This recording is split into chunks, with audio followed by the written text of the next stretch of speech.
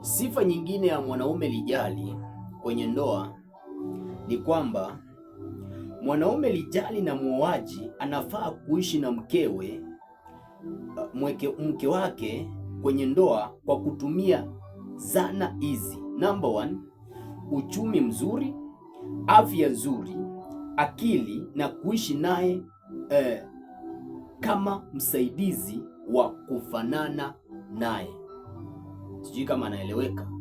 Kwa hivyo mwanaume afai kuishi na mwanamke kwa kumpiga, lakini anafaa kuishi na mwanamke wake, ama mwanaume afai kuishi na mwanamke kwa kumpiga, lakini anafaa kuishi na mwanamke wake kwa kutumia afya yake nzuri ambayo itamsaidia kwenye masuala ya kitandani, lakini pia kwa kuwa na uchumi mzuri, maana wanawake wanapenda vitu ambavyo ni physical, vitu ambavyo wanaviona. Hata unaona kwamba mwanamke wakati ule Musa walikuwa wanatoka Misri, aliwaambia wanawake waende wakataka vitu vya dhamana kwa Wamisri, kwa sababu wanajua wanawake wanapenda nini? Wanapenda vitu vinaonekana, wanapenda pesa. Sijui kama naeleweka. Kwa hivyo unafaa uishi naye kwa kuwa na uchumi mzuri, kuwa na afya nzuri, kuwa na akili. Kwenye kile kitabu cha Petro wa kwanza mlango wa 3 mstari wa 7, enyi waume ishini na wake wenu kwa akili. Lakini unafaa kuishi na mwanamke wako kama msaidizi wa kufanana nawe. Usimdhalilishe mwanamke wako ukamuona kama yeye ni deputy ama ni option B, lakini unafaa umuone kama ni msaidizi wa kufanana nawe. Huyu mtu anafanana na wewe, kile ambacho unaweza ukakifanya hata yeye anaweza akakifanya akakusaidia kwenye hilo jambo. Kwa hivyo usimdhalilishe ukaona kwamba yeye ni option B ama ni deputy. Kwa hivyo usiishi na mwanamke wako kwa kumpiga. Wakati ule umepiga mwanamke, ujue kwamba mwanamke ni shingo, ni mwili. Kwa hivyo wakati ule unapopiga mwili, ule uchungu unatokanga kwenye mwili unatukuja mpaka kwa kichwa. Ndio maana ukipigwa kwenye mkono ama kwenye mguu, ule uchungu unakujanga mpaka kwa akili, kwenye kichwa chako. Kwa hivyo wakati ule umempiga mwanamke ni kama umejipiga we mwenyewe, maana uchungu wenyewe utaisikia kwenye biashara yako, kwenye kazi yako ambayo unaifanya. Ule uchungu utahamia huko kabisa. Sijui kama unaelewa. Kwenye afya yako uchungu utahamia hapo hapo. Kwa hivyo usiishi na mwanamke kwa kumpiga, ila kwa hizo zana ambazo nimezitaja hapo. Lakini pia sifa nyingine ya mwanaume muoaji ni kwamba mwanaume muoaji atakushirikisha wewe mke ama mwanamke wake ama mchumba wake kwenye mipango yake ya maisha. Ukiona kwamba mwenzako kuna vitu amevipanga lakini hakuweki kwenye hiyo mipango, ujue kwamba anakuona kama mshikaji tu, mtu ambaye mtaishi naye leo lakini kesho hamko pamoja. Lakini ukiona anakushirikisha kwenye mambo yako, ujue kwamba huyu mwanamke au huyu mwanaume ni mwanaume muoaji. Lakini pia sifa nyingine ya mwanaume muoaji ni kwamba mwanaume muoaji ataongelea vizuri kuhusiana na ndoa. Atakupea mifano mizuri ya watu ambao wameishi vizuri kwenye ndoa. Lakini ukiona mwanaume ambaye anasema kwamba wanawake wote ni mbwa, ni malaya, ujue kwamba huyo mwanaume ako na shida. Na ukiingia naye kwenye ndoa, atakuwa anakuona pia wewe ni malaya, na atakuwa anakuona vile ambavyo alikuwa anakuona kabla hamjaingia kwenye ndoa. Kwa hivyo sifa nyingine ya mwanaume muoaji ni kuwa na uwezo wa kuongelea vizuri kuhusiana na mahusiano yenu, lakini kuhusiana na ndoa. Lakini pia sifa nyingine ya mwanaume muoaji ni kwamba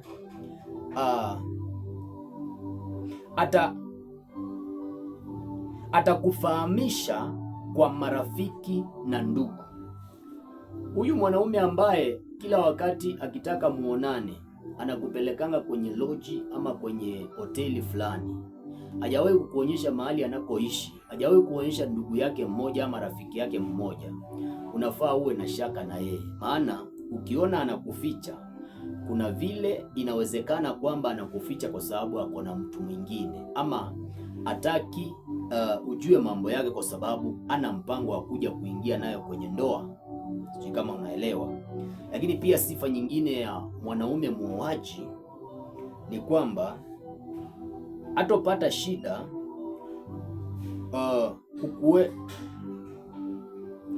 kukuweka kwenye mambo ya maendeleo, yale mambo ambayo ni ya future, ya maendeleo, ambao yale mambo unaona kwamba yatakuja kuwafanikisha pamoja.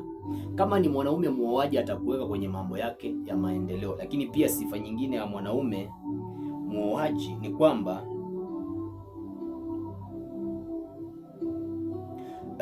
atapenda kujua sana kuhusu kwenu, ikiwemo ndugu zako.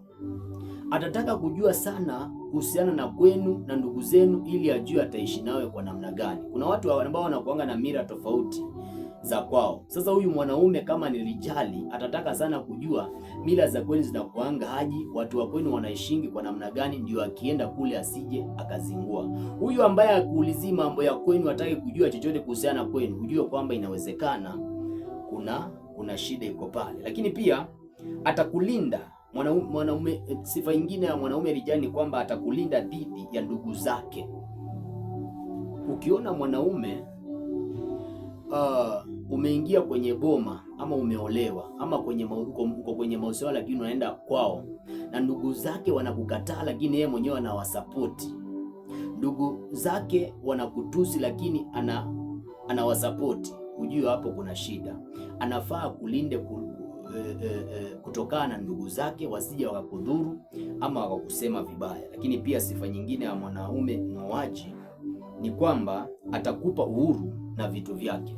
Huyu mwanaume ambaye akiingia kwenye nyumba amezima simu yake, lakini pia hataki kujua akaunti yako iko na pesa ngapi, chochote kile, ujue kwamba hapo kuna shida. Anafaa kuwa kuweke wazi kwenye vitu zake, kwenye mali zake. Sifa nyingine ya mwanaume muoaji ni kwamba ataongelea vitu vya kesho mtakavyofanya.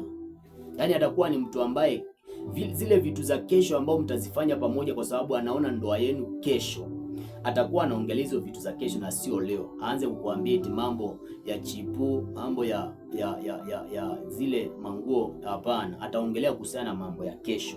Lakini pia sifa nyingine ya mwanaume muoaji kwenye ndoa, hata kuwekea masharti ili akuoe. Kuna wale wanaume ambao watakwambia kwamba ili ni kuoe lazima tukue tumezaa mtoto mmoja. Mwanaume yoyote ambaye nilijali na ni muoaji, hata kama wewe ni tasa uwezi ukazaa, ni bila shaka tu atakwambia bado nitakuoa, hata kuwekea masharti yoyote. Sifa nyingine ya mwanaume ambaye ni muoaji ni kwamba atakuonya na kukuelekeza pindi unapokosea. Ukiona mwanaume umekosea lakini anakaa kimya, hataki kukuambia hapo umekosea, yaani kila jambo tu amenyamaza, ujue kwamba hapo kuna shida. Inawezekana uliachangwa kitambo, ni vile siku ya kuachana physically bado haijafika. Ongopa sana mwanaume ambaye utakosea na anakaa kimya. Bwana Yesu asifiwe sana.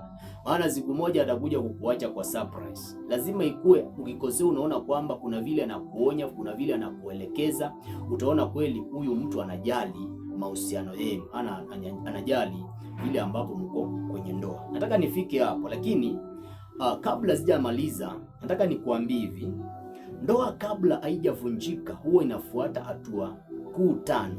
Hatua ya kwanza, na nataka ujue hizi hatua ili ujue ndoa yako imefikia kwenye hatua gani, kama unaona kwamba labda itakuja kuvunjika. Hatua ya kwanza inakuanga ni ya mahusiano, ya pili ni mapenzi, ya tatu ni ndoa, ya nne ni mazoea, na ya mwisho ni furugu. Sijui ndoa yako iko kwenye level gani. Ukiona ndoa ambayo inavunjika, mahusiano yake number 1 yanakuanga yameamuliwa na moyo na si akili. Lakini pia ndoa ambayo itakuja kuvunjika, mapenzi yake mtakuwa mmefanya mapenzi kama mara nyingi mahali haijapelekwa. Lakini pia ukiona ndoa ambayo itakuja kuvunjika ni pale ambapo wanandoa wataingia kwenye ndoa bila kujua kwamba ndoa haina expiry date. Lakini ukiona ndoa ambayo itakuja kuvunjika ni pale ambapo watu watazoeana, watu hawafai kuishi kwa mazoea, lakini wanafaa kuishi kwa akili. Mwanaume aishi na mwanamke kwa akili, lakini ukiona imefikia kwenye level ya furugu,